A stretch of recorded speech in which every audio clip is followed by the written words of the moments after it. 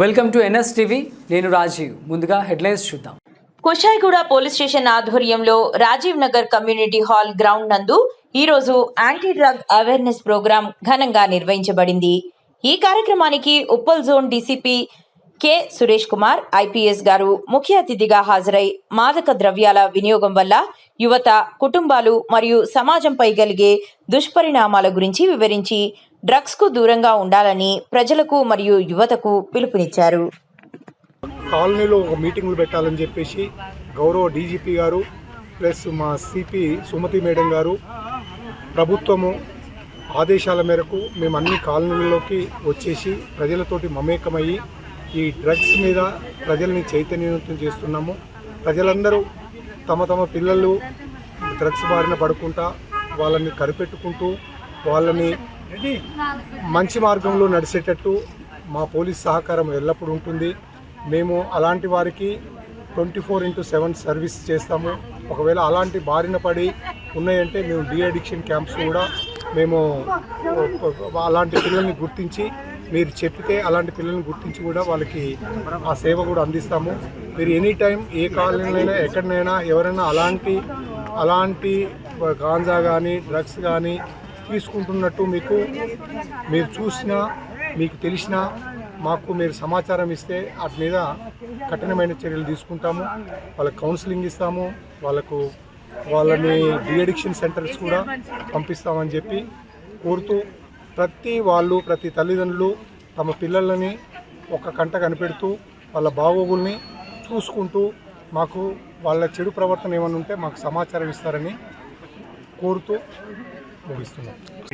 ఆ పోలీస్ స్టేషన్లో ఒక 70 మందో 80 మందో కానిస్టేబుల్స్ అండ్ ఆఫీసర్స్ ఉన్నారు.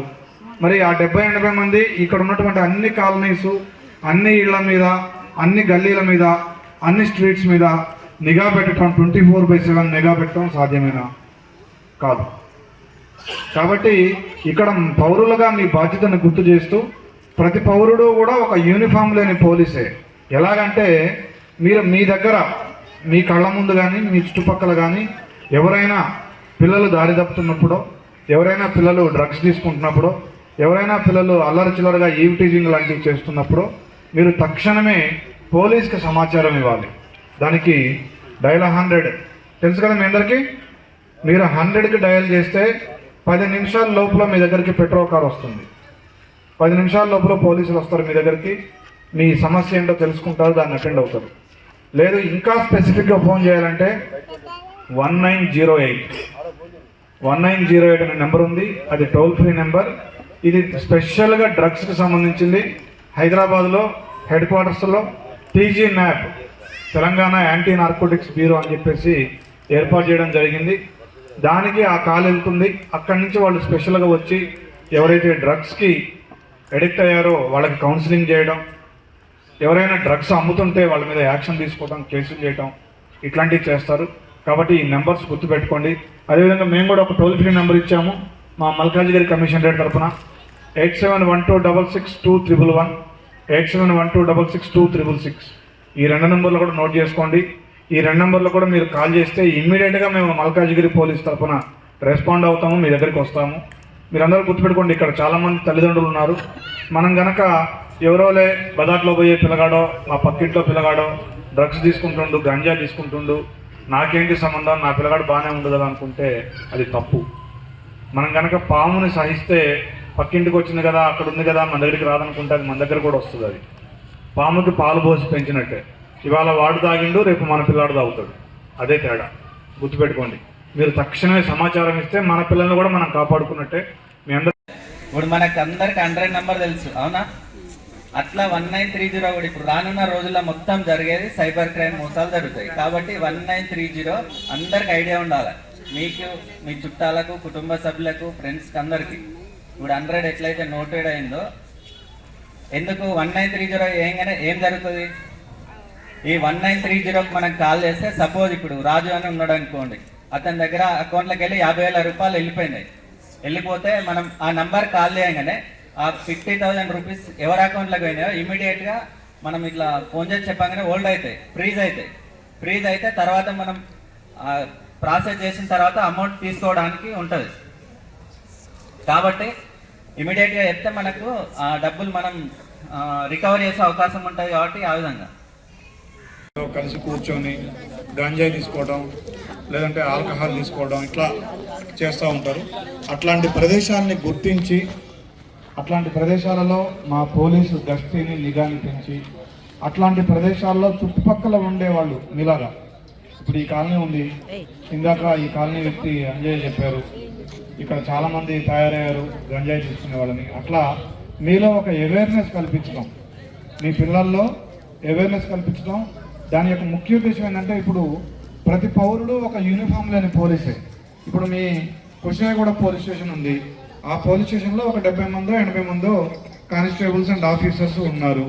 మరి ఆ 70-80 మంది ఇక్కడ ఉన్నటువంటి అన్ని కాలనీస్, అన్ని ఇళ్ల మీద, అన్ని గల్లీల మీద, అన్ని స్ట్రీట్స్ మీద నిఘా పెట్టడం 24/7 నిఘా పెట్టడం సాధ్యమేనా? కాదు. కాబట్టి ఇక్కడ పౌరులుగా మీ బాధ్యతను గుర్తు చేస్తూ ప్రతి పౌరుడు కూడా ఒక యూనిఫామ్ లేని పోలీసే. ఎలాగంటే మీరు మీ దగ్గర మీ కళ్ళ ముందు కానీ మీ చుట్టుపక్కల కానీ ఎవరైనా పిల్లలు దారి తప్పుతున్నప్పుడు, ఎవరైనా పిల్లలు డ్రగ్స్ తీసుకుంటున్నప్పుడు, ఎవరైనా పిల్లలు అల్లరి చిల్లరగా ఈవిటీజింగ్ లాంటివి చేస్తున్నప్పుడు మీరు తక్షణమే పోలీస్కి సమాచారం ఇవ్వాలి. దానికి డయల్ 100 తెలుసు కదా మీ అందరికీ. మీరు 100కి డయల్ చేస్తే 10 నిమిషాల లోపల మీ దగ్గరికి పెట్రోల్ కార్ వస్తుంది. 10 నిమిషాల లోపల పోలీసులు వస్తారు మీ దగ్గరికి, మీ సమస్య ఏంటో తెలుసుకుంటారు, దాన్ని అటెండ్ అవుతారు. లేదు ఇంకా స్పెసిఫిక్గా ఫోన్ చేయాలంటే 1908 అనే నెంబర్ ఉంది, అది టోల్ ఫ్రీ నెంబర్. ఇది స్పెషల్గా డ్రగ్స్కి సంబంధించింది. హైదరాబాద్లో హెడ్ క్వార్టర్స్లో TG map Telangana anti narcotics bureau అని చెప్పేసి ఏర్పాటు చేయడం జరిగింది. దానికి ఆ కాల్ వెళ్తుంది. అక్కడి నుంచి వాళ్ళు స్పెషల్గా వచ్చి ఎవరైతే డ్రగ్స్కి అడిక్ట్ అయ్యారో వాళ్ళకి కౌన్సిలింగ్ చేయడం, ఎవరైనా డ్రగ్స్ అమ్ముతుంటే వాళ్ళ మీద యాక్షన్ తీసుకోవడం, కేసులు చేయడం, ఇట్లాంటివి చేస్తారు. కాబట్టి ఈ నెంబర్స్ గుర్తుపెట్టుకోండి. అదేవిధంగా మేము కూడా ఒక టోల్ ఫ్రీ నెంబర్ ఇచ్చాము మా మల్కాజ్గిరి కమిషనరేట్ తరఫున 8712662311, 8712662366. ఈ 2 నెంబర్లు కూడా నోట్ చేసుకోండి. ఈ 2 నెంబర్లు కూడా మీరు కాల్ చేస్తే ఇమ్మీడియట్గా మేము మల్కాజ్గిరి పోలీస్ తరఫున రెస్పాండ్ అవుతాము, మీ దగ్గరికి వస్తాము. మీరందరూ గుర్తుపెట్టుకోండి, ఇక్కడ చాలామంది తల్లిదండ్రులు ఉన్నారు. మనం కనుక ఎవరోలే బజార్లో పోయే పిల్లగాడో, మా పక్కింట్లో పిల్లగాడో డ్రగ్స్ తీసుకుంటుండు, గంజా తీసుకుంటుండు, నాకేంటి సంబంధం, నా పిల్లగాడు బాగానే ఉంది కదా అనుకుంటే అది తప్పు. మనం కనుక పాముని సహిస్తే పక్కింటికి వచ్చింది కదా, అక్కడ ఉంది కదా, మన దగ్గరికి రాదనుకుంటే అది మన దగ్గర కూడా వస్తుంది. అది పాముకి పాలు పోసి పెంచినట్టే. ఇవాళ వాడు తాగిండు, రేపు మన పిల్లాడు తాగుతాడు. అదే తేడా, గుర్తుపెట్టుకోండి. మీరు తక్షణమే సమాచారం ఇస్తే మన పిల్లల్ని కూడా మనం కాపాడుకున్నట్టే. మీ అందరికీ తెలుసు, ఎవరైతే ఈ గాంజా కానీ డ్రగ్స్ కానీ వ్యసనానికి లోనయ్యారో వాళ్ళు జీవోత్సవంతో సమానం. జీవోత్సవం అంటే బతికున్న మనిషి, చనిపోయినా బతికున్న శవం అంతే. అతను బతికున్న మనిషి కాదు, బతికున్న శవం లాంటి వాడు. జీవోత్సవం, అతనికి జీవం ఉంది కానీ శవంతో సమానం. ఏ పని చేయలేడు, చదవలేడు, ఏకాగ్రతతో ఒక పని చేయలేడు, మీరు ఏదైనా చెప్తున్నా వినే పరిస్థితిలో ఉండడు, నిద్ర సరిగ్గా పట్టదు, ఆకలేయదు, ఆటలు ఆడలేడు, మానసికంగా నీరసించిపోతాడు, శారీరకంగా ఇంకా నీరసించిపోతాడు, నిస్తేజం అయిపోతాడు మనిషి ఒక మాటలో చెప్పాలంటే. మరి 18-19 సంవత్సరాల వయసులో ఉత్సాహంతో ఉత్తేజంతో తిరగాల్సిన మన పిల్లలు అట్లా జీవోత్సవాలుగా గడని మనం సహిద్దామా? దానివల్ల ఎన్ని కుటుంబాలు నష్టపోతాయి. మనందరం కూడా ఒక తల్లిదండ్రులుగా మనందరి లక్ష్యం ఏంటి? మనం ఎందుకు కష్టపడుతున్నాం?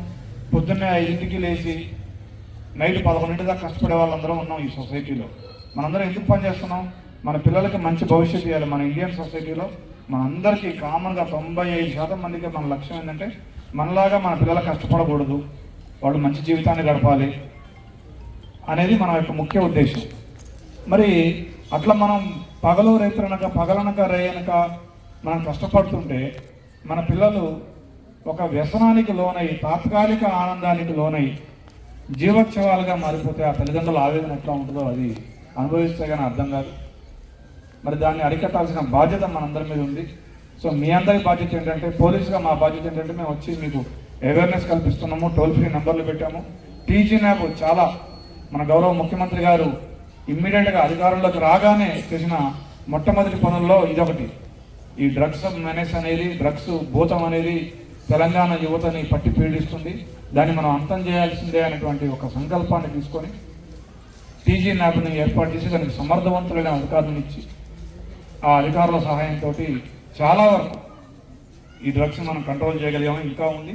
దాంట్లో మీ అందరి బాధ్యత ఏంటంటే సమాచారాన్ని ఇవ్వడం, కౌన్సిలింగ్ చేయడం.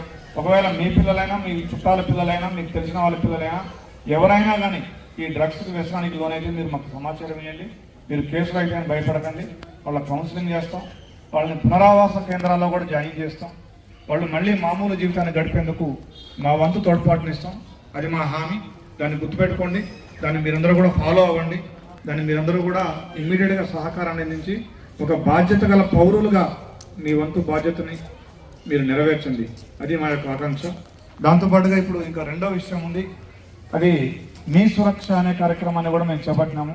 ఎవరికైనా ఐడియా ఉందా? మీ సురక్ష ఎన్రోల్ చేసుకున్నాం. సైనిక్పూర్లో ఒక లేడీ, ఒక పెద్ద ఆమె, ఒక 80 years ఉంటుంది. ఇప్పుడు అందరు మనం ఫోన్ చేసేటప్పుడు డిజిటల్ అరెస్ట్ అని చెప్పేసి జరుగుతుందని ఫోన్ రింగ్ టోన్లో చెప్తుంది. అవునా? ఏ విధంగా అంటే ఆమెకు ఒక కాల్ వస్తుంది, మేము ఇట్లా ఢిల్లీ నుంచి పోలీస్ ఆఫీసర్లా మాట్లాడుతున్నాము, మీ ఇంట్లో ఇట్లా మీ కొడుకు ఇట్లా ఫ్రాడ్ చేసిండు, ఇట్లా ఈ అకౌంట్ డీటెయిల్స్ చెప్పండి అని చెప్పేసి ఆమెను మొత్తం ఎవ్వరికి చెప్పకుండా ఆమెకు సంబంధించిన మొత్తం అకౌంట్ డీటెయిల్స్ అన్నీ తీసుకుంటారు. మన పిల్లలు తీసుకుంటారు. ఇప్పుడు ప్రతి కాలనీలకు మేము ఏ కాలనీకి పోయినా ఏమని చెప్తున్నారు? సార్, ఈ కాలనీలో ఫలానా దగ్గర చెట్లు ఉన్నాయి, ఫలానా దగ్గర ఓపెన్ ప్లేస్ ఉంది, ఫలాని కాలనీలో పిల్లలు మత్తు గంజాయి తీసుకొని కూర్చొని తాగుతున్నారు సార్ అని చెప్పి దాదాపు ఏ కాలనీకి పోయినా కానీ ఈ కంప్లైంట్స్ వస్తున్నాయి అన్నమాట. కాబట్టి ఎవరు మేల్కోవాలి? మనమే. అంటే మనము మన పిల్లవాడు, ఎవరో ఒకటి మన పిల్లవాడే కదా. ఏ కాలనీలో కూర్చొని తాగినా కానీ సిగరెట్ తాగడము, లేకపోతే మత్తు దాంట్లో కలుపుకొని తాగడము, ఏది తాగినా ఎవరు వాడు? మనవాడే. అంటే మనవాడంటే ఏ తల్లి కన్నా ఒక బిడ్డే కదా. కాబట్టి ఏం చేయాలి? ఎక్కడి నుంచి స్టార్ట్ కావాలి? ఇది అంటే ప్రతి తల్లిదండ్రుల నుంచే స్టార్ట్ కావాలి. ఇప్పుడు పోలీస్ అని అంటున్నారు అనుకోండి, పోలీస్ ఏం చేయగలుగుతుంది?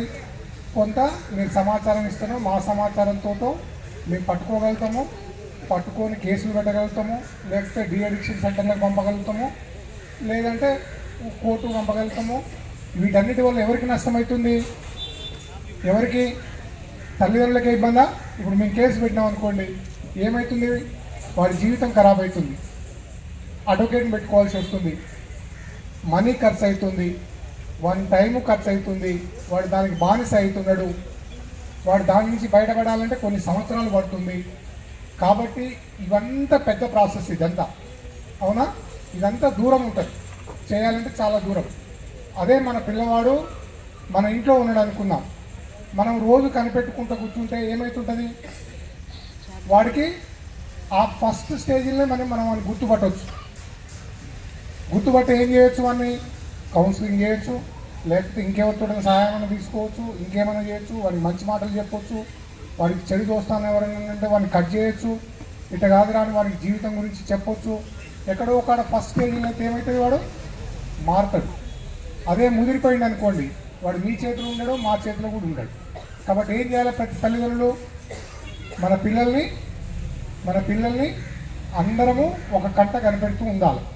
ఏం చేస్తున్నాడు వాడు, ఎలా ఉంటున్నాడు, వాడి ప్రవర్తన ఎలా ఉంటుంది, వాడు కాలేజీకి పోతున్నాడా, లేకపోతే ఎవరితోటి ఫ్రెండ్స్ తోటి తిరుగుతున్నాడు, వాడు ఎప్పుడు దిగాలిగా ఉంటున్నాడా. ఇప్పుడు మత్తుకు బానిస అయిన వాళ్ళు ఏమవుతుందంటే ఏదో కొద్ది డిప్రెషన్ ఉంటాడు వాడు. అంటే ఏ విధంగా ఉండొచ్చు? వాడి కళ్ళు ఎర్ర కావచ్చు, లేకపోతే ఎప్పుడు మాట్లాడకుండా ఉండొచ్చు, మూడీగా ఉంటుండొచ్చు, లేకపోతే ఎప్పుడు సెల్ ఫోన్లో మాట్లాడుతుండొచ్చు, ఎప్పుడు జ్వరం వచ్చిన లెక్క ఏది మనకు చేతగాను లెక్క నడుస్తూ ఉంటుండొచ్చు.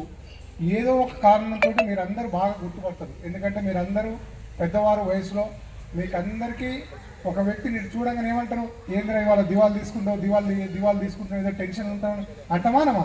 మన ఇంటికి రాగానే చాలా విషయాలలో చెప్తే సార్ కూడా ఆ అడ్డాలను చెప్పగానే ఒక్కొక్క దగ్గర 10 మంది 20 మంది అట్లా 350 మంది దొరికిరు సార్.